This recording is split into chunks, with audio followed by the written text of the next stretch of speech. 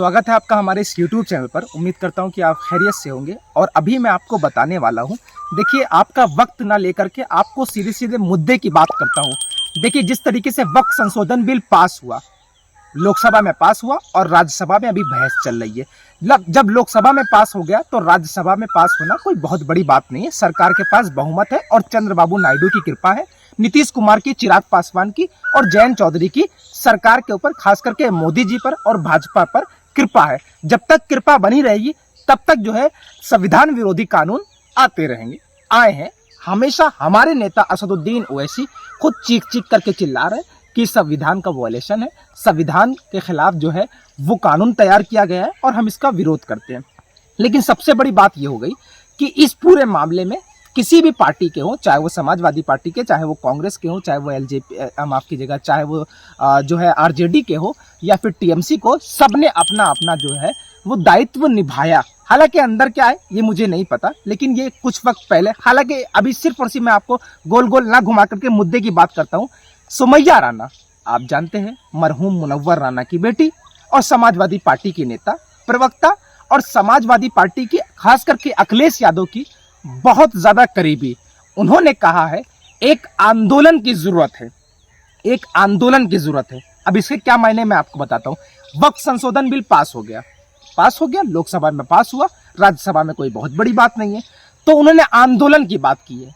ठीक है, आंदोलन का मतलब समझ गए, एक प्रदर्शन होना है जो चलेगा या करेंगे, कुछ भी हो, XYZ। लेकिन समाजवादी पार्टी के लोग क्या कह रहे हैं, एक जन आंदोलन, एक ऐतिहासिक आंदोलन की जरूरत है मुल्क को। चलिए कोई बात नहीं, समाजवादी पार्टी ने भी अपना स्टैंड क्लियर किया। समाजवादी पार्टी के सुमैया राणा ने भी अपनी व्यक्तिगत राय दीजिए या पार्टी की राय दी है, वो खैर वक्त बताएगा। लेकिन उनका कहना, क्योंकि पार्टी की बहुत जिम्मेदार और बड़े ओहदे पर, और खास करके अखिलेश यादव के साथ आपको कई फोटोज नजर आती रहती हैं। अब मैं आपको बात करने वाला हूं, कल चंद्रशेखर आजाद, बहुत चर्चित और नगीना से सांसद, लोकसभा खास करके मुसलमानों ने एक तरफा वोट देकर के सांसद बनाया। कुछ नहीं, वो मीडिया के सामने मुखातिब हुए और कहने लगे कि जो वक्फ बोर्ड अमेंडमेंट बिल लाया गया है वो संविधान के खिलाफ है और संविधान के आर्टिकल का वायलेशन करता है। शायद उन्होंने जो हवाला दिया है वो 25 का दिया। खैर, उनका ओवरऑल ये कहना था कि जिस तरीके से हमने सदन में आवाज उठाई है, अब हम सड़क पर उठाएंगे आवाज। जरूरत है अब सड़क पर आवाज उठाई जाए। जिस तरीके से हमने किसान आंदोलन तैयार किया था, हमने किसान आंदोलन का साथ दिया था, उसी तरीके हम वक्त संशोधन बिल के खिलाफ अपना प्रदर्शन करेंगे, एक आंदोलन करेंगे और सड़क पर आवाज उठाएंगे। ऑल इंडिया मजलिस इत्तेहादुल मुस्लिमीन ने तो पहले ही कह दिया, जब चर्चा भी नहीं हुई थी, जब बिल पेश भी नहीं किया गया था, उन्होंने कहा था कि अगर हमारे ऊपर वक्फ संशोधन बिल जबरदस्ती थोपा जाएगा तो हम देशव्यापी स्तर पर एक जन आंदोलन करेंगे। संविधान ने जो हमको अधिकार दिया है, जो अल्पसंख्यकों को अधिकार दिया है, हम संवैधानिक दायरे में रह करके वक्फ बोर्ड अमेंडमेंट बिल का विरोध करेंगे, सरकार की निधियों का विरोध करेंगे, क्योंकि सरकार सिर्फ और सिर्फ जो है वक्फ की प्रॉपर्टीज को हड़पना चाहती है। देखिए, मैं आप तमाम लोगों से सिर्फ ये कहना चाहता हूँ कि सभी पार्टी का एक ही स्टैंड अभी मेरे को नजर आ रहा है, विपक्ष की पार्टियों का, विपक्ष के लोगों का एक ही नजरिया है कि भाई वक्फ संशोधन बिल जो है वो पास नहीं होना चाहिए। हालांकि पास हो गया तो हम एक जन आंदोलन करेंगे और ये संविधान के खिलाफ है। लेकिन मैं आप तमाम लोगों से गुजारिश करना चाहता हूँ कि इस वीडियो को ज़्यादा से ज़्यादा शेयर कीजिएगा और मेरे यूट्यूब चैनल पर नए हैं तो सब्सक्राइब कर लीजिएगा और कमेंट में अपनी राय दीजिएगा। अगर समाजवादी पार्टी, अगर कांग्रेस पार्टी या फिर ASP यानी आजाद समाजवादी पार्टी, आजाद समाज पार्टी, जो कि चंद्रशेखर आजाद उसके अध्यक्ष हैं, अगर ऑल इंडिया मजलिस इत्तेहादुल मुस्लिमीन जो है वो जन आंदोलन तैयार करती है, तो क्या आप तैयार हैं या नहीं? अपने बाजू को मजबूत कर रखा है या नहीं कर रखा है?